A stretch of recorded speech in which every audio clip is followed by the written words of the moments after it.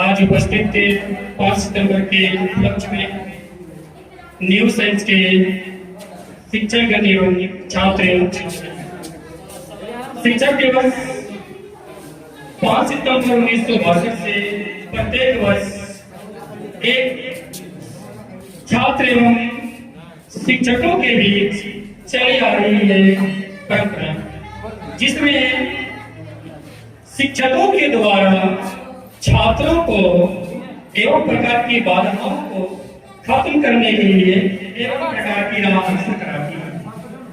ये राजस्थान जी के जन्मदिन को हम लोग शिक्षक दिवस के रूप में मनाते हैं, जिनके बारे में छात्र सर के द्वारा तमाम बातें सुने।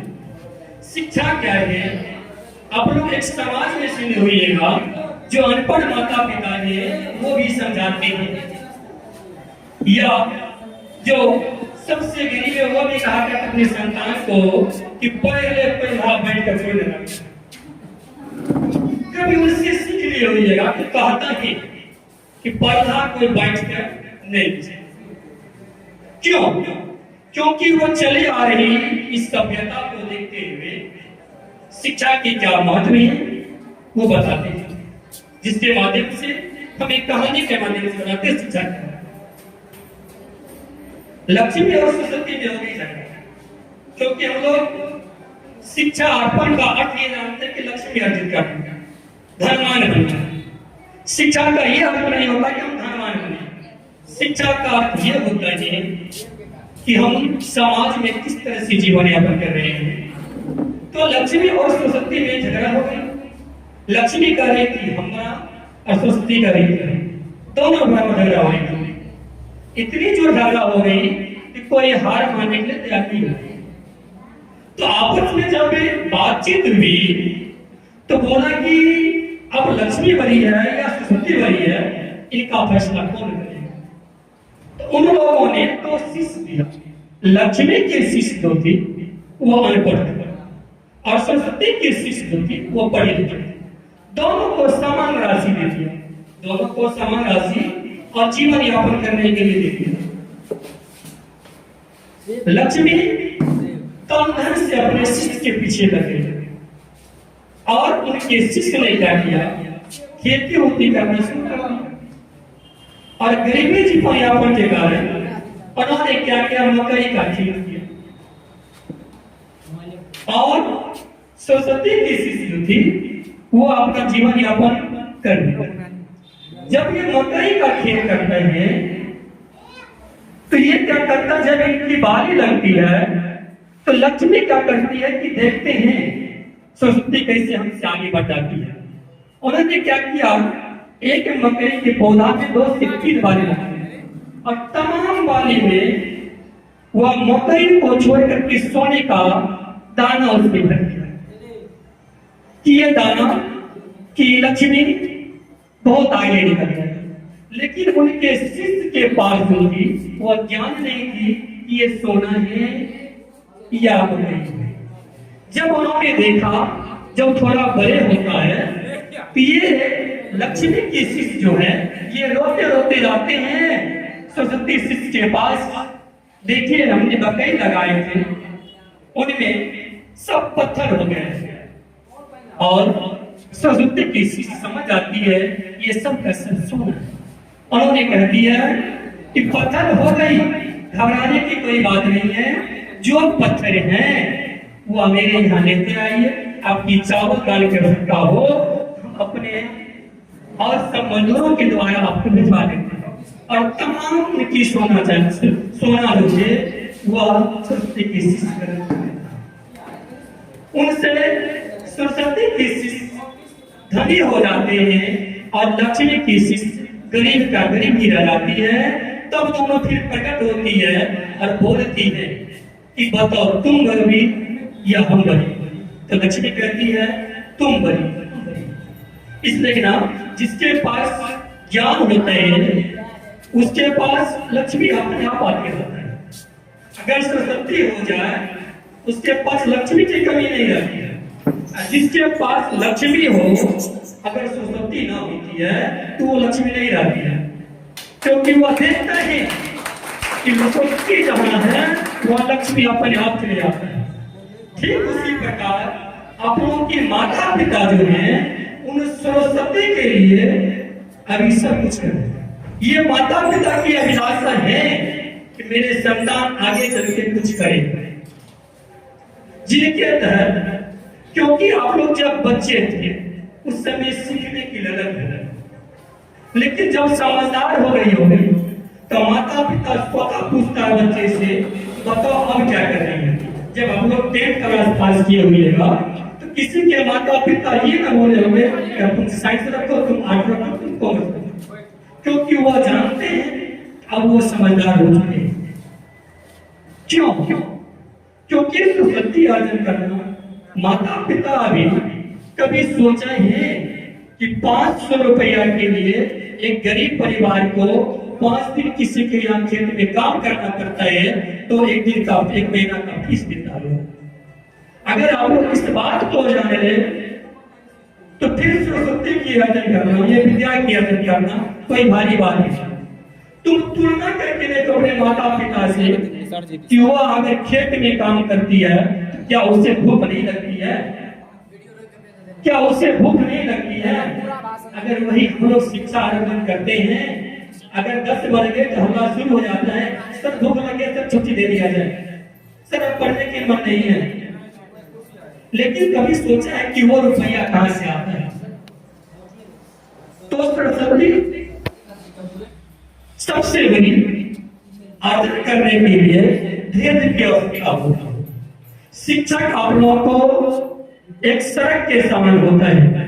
देखना, सड़क जो होता है वह राही को अपने मंजिल तक पहुंचाता है और सड़क जो काटता रहता है। तो शिक्षक उसी भांति होता है कि अपनी छात्र के प्रति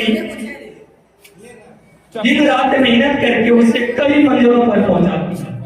क्या डॉक्टर भगवान वहां से लिख के ना भेजता है कि तुम डॉक्टर बनेगा, तुम इंजीनियर बनेगा?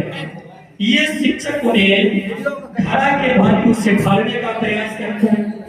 जब देखा होगा कुम्हार को कि जब धारा अच्छी ना बनता है तो देखना कभी कभी उसे थपड़ाना भी पड़ता है, चाटा भी देता है।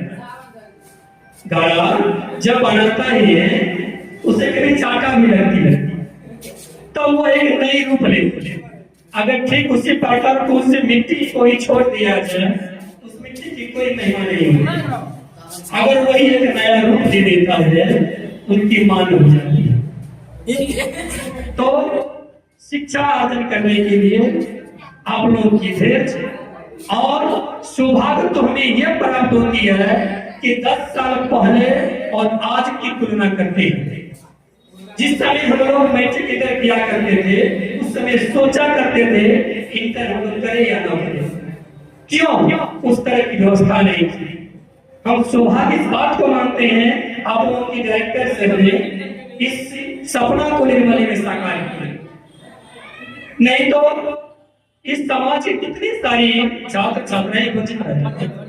जब हम नीटवालों को जाने कि यहाँ सबसे पहले न्यू साइंस में साइंस की पढ़ाई व्यवस्था हुई है तो इतनी खुशी हुई कि अब हमारे गांव के छात्र छात्राओं को इन कष्ट को न झेलना पड़ेगा, जिनसे हम तमाम बातों और सबसे अच्छी वही होती है कोई शिक्षक अच्छे या खराब न कराते हैं। सबसे अच्छा शिक्षक वो होते हैं जिनकी भाषा आपके समझ में आ जाए। कहा करते कि बहुत अच्छे टीचर हैं, उनकी भाषा आपको समझ में ना आए।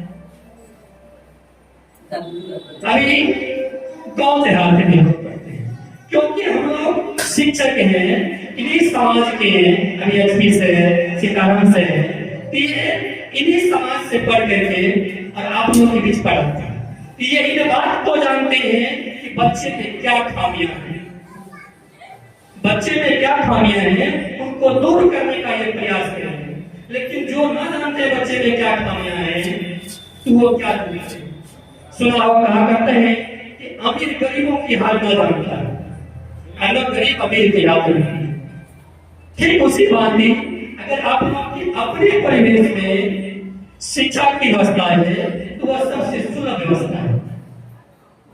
इसीलिए आप लोग ये जो एवं प्रकार की बातें आप लोग सुनते जा रहे हैं, इन्हें सुनने से नहीं आपकी कुछ अमल करनी है, क्योंकि उत्साह तत्क्षणिक होती है, उत्साह तत्क्षणिक होती है।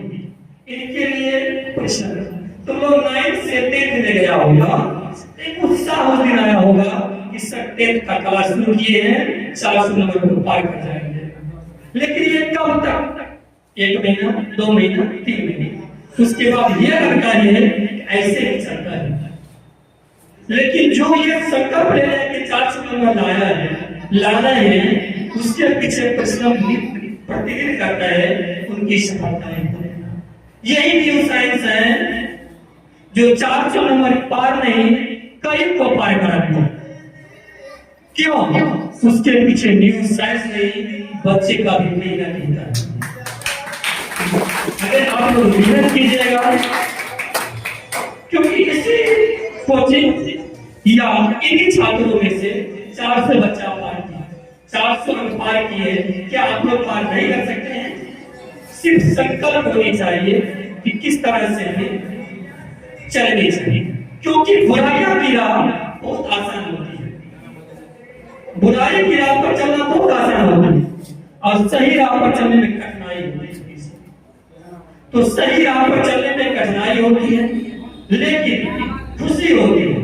तुम लोगों को खुशी नहीं होती है, तुम लोग 10th फाइनल में पास किया होगा, इंटर पास करेगा, तुम लोग की खुशी नहीं होगी। तुम लोग को ये भी जानना होगा कि कंपटीशन भी फेस करनी है, इंटरव्यू फेस करनी पड़ती है। लेकिन माता पिता को खुशी होती है, लेकिन मामा को, नाना को, नानी को, सबको फोन रहता है कि मेरा संतान फाइनल पास कर गया। तुमसे दुगना खुशी उन माता पिता को जो इतनी देर मेहनत की आशा रखती है।